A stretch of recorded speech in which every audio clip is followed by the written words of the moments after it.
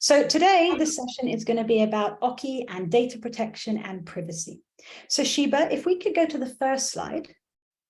Great. Okay, cool. So Femtech, privacy, period trackers. So it's always been a big discussion, and it's definitely in the news right now. But to Oki, it's really not a new discussion. It has always been a huge consideration for us and for anything that was created. But to really do this topic justice, I want to go back a little bit, and I want to start at the very heart of Oki and everything Oki stands for. You know, we've heard this from Gerda, but I'll say it again, girls, you know, the Oki users themselves. So at Oki, girls are front and center of everything. Oki was and is co-created with girls. Everything you see in the app and about the app today is designed together with girls. So firstly, girls inspired Oki. You know, the fact that Oki exists in the first place is because girls said they wanted a product like Oki. And girls informed Oki's design. So girls really are the decision makers with Oki. They shaped Oki's look, its feel, its functionality, and all the features. And I saw a few questions about the name. Girls chose the name Oki. It's a made-up fun word. It's unrelated to menstruation. So everything in Oki is with girls. Girls made sure that Oki is relevant to their lives, both online and offline. And that meant that girls chose what was important to them and what they wanted from a product like Oki. And something that girls were very clear about was that they wanted it to be private, to be safe, and to be secure. So let's go to the next slide and let's talk a little bit more about this. In the initial co-creation sessions with girls in Indonesia and Mongolia, our pilot countries, this topic really kept coming up again and again. Girls wanted to be sure that their information was private and was protected. And they wanted to be sure that no one else could have access to their account or the information they were inputting. And so user privacy and data protection was included in Oki from the very beginning. It really sits at the heart of Oki. It really is a core value. So for example, privacy and data protection requirements were included in the terms of reference for building the very first Oki prototype back in 2019. And that included things like it needed to have strict data protection mechanisms. It needed to protect user privacy, even if there were trade-offs with user experience. It needed to have strong database governance mechanisms, and any design for user experience or the user interface really needed to keep privacy in mind. So let's look at this in a bit more detail. We go to the next slide. So firstly, how does Oki protect girls? Well, the first really crucial thing is Oki does not store or collect any personally identifiable data, which is also called PII. PII, or personally identifiable data, is anything that allows a person to be identified as an individual. These are things like email address or social media handle or identity card or the IP address of your computer or your mobile. So Oki does not ask users to identify themselves. Oki never asks for a user's email address or a phone number or passports or IDs or IP addresses.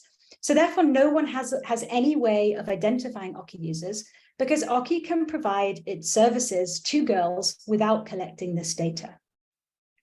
Let's look at its look and design. So Oki is private in look and feel. So when we spoke to girls, they really wanted a discrete name and icon. And they were really clear that they didn't want an app that looked like it might be related to periods. In the markets that we work in with Oki, many girls don't have their own smartphones. Many girls share phones with family members or friends, and they really didn't want anyone to see an app on that phone that maybe looked like a period cycle or had a drop of blood or anything like that. So Oki is a discrete app icon, and you can see it here on the left of the screen, I hope. It's a smiley face icon that is friendly, but doesn't give anything away. And we've talked about the name, but I'll just talk about it again. Girls didn't want a name that referenced periods. So girls chose the name Oki, and the name Oki is a discrete name that doesn't mean anything and is not related to periods. And finally, Oki is designed to look like a game, especially on the main screen. And you can see the screenshots here on the slide.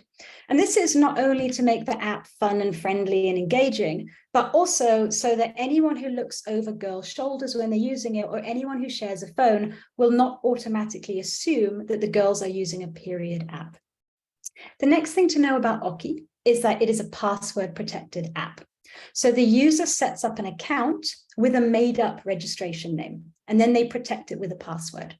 We also have a backup system with a secret question. So the user can use that secret question to recover their account just in case they forget the password. So maybe let me use Anna as example. And Anna, welcome. I'm delighted to see you here. So for example, when Anna creates an Oki account, she invents a username and she is then asked to select a password. None of that identifies her as an individual. And she's also asked to select an answer to her secret question as a backup if she forgets her password. So this protects access to Anna's app and her information on her phone.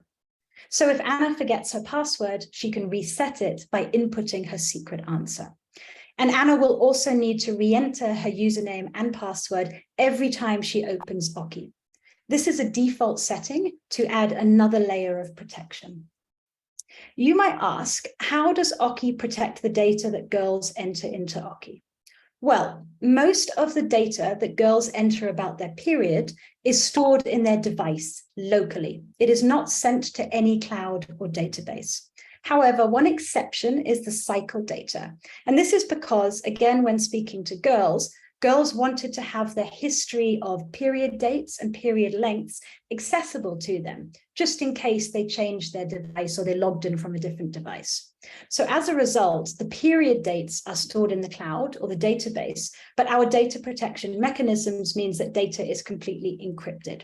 So not to get too technical, but that means that if anyone was to get into the cloud database and they were able to see that, it would be complete gibberish. It's a string of lines and numbers and it's gobbledygook.